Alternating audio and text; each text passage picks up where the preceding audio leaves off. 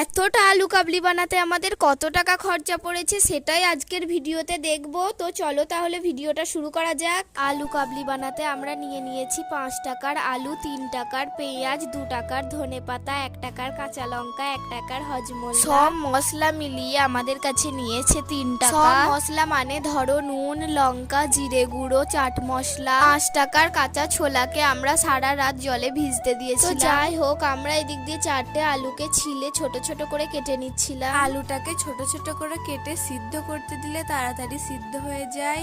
আলুটাকে সিদ্ধ করার সময় দিয়ে দিলাম আলুটার মধ্যে 1 চামচ নুন। সিদ্ধ করার সময় আলুর মধ্যে নুন না দিলে আলুটা একদম ভালো খেতে লাগবে না। চুলোটাকে জেলে দিলাম আলুটা সিদ্ধ করার জন্য। কিছুক্ষণ পর আমাদের আলুটা সিদ্ধ হয়ে যায়। একটা ছাঁকনির সাহায্যে আমরা আলুটাকে তুলে নিই। এরপর পালা আলু কাবলি করার। তো দাঁড়াও, আগে ছোট ছোট করে আলুগুলোকে কেটে নিই।